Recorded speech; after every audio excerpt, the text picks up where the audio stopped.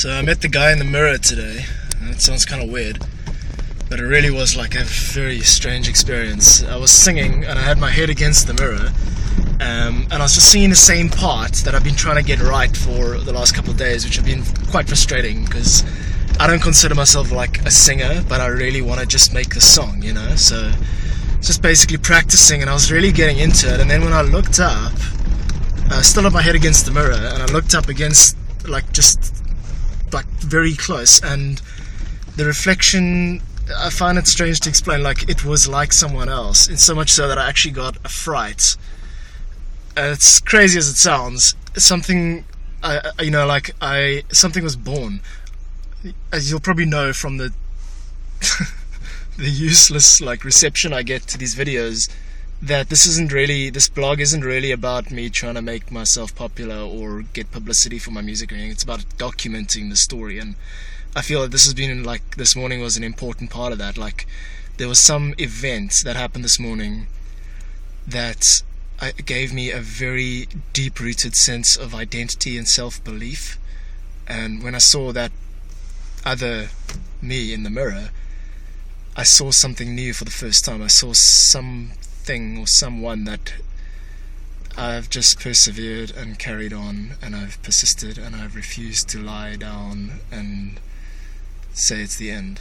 And what I've done has changed constantly. I mean, hell, along the way I've started playing violin, you know, but this journey's been going on a lot longer than the last 5 years, and I don't expect anything, you know. I don't expect anything from it anymore, you know.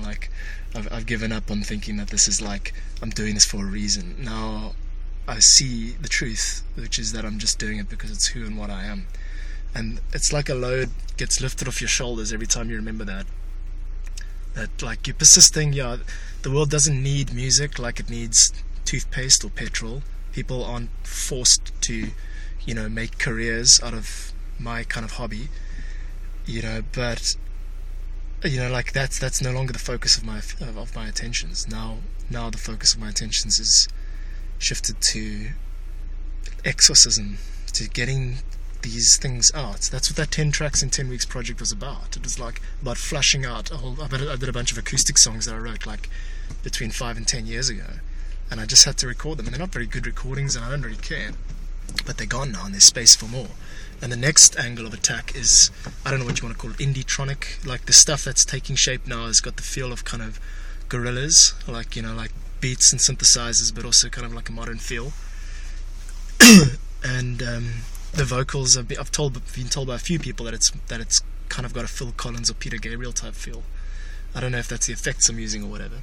Anyway, so I'm just basically waxing about this morning's strange awakening, and it's really put a spring in my step. So now off I go to my web publishing job, which I do almost every day, but as little as I can, just so that I can keep on going back to this farm and plugging away at this vocal part until I get the song recorded, so I can get it finished, and so I can go on to the next song, so I can get that finished, so I can get them all finished, so I can put together a live set which involves looping and creating things from scratch with the equipment that I have, and doing something that no one else has done or is doing, which is that live spontaneous looping creation, as well as singing and violin. And it's going to be a hell of a live show, but first I've got to get the recordings in place. So yeah, blah blah blah, that's a little bit about what happened this morning and the philosophy behind this whole thing, and updates to follow as usual. This is a documentation of my awesome journey, or my journey awesome in parts. Look at this beautiful view. I can't wait to see it from the top.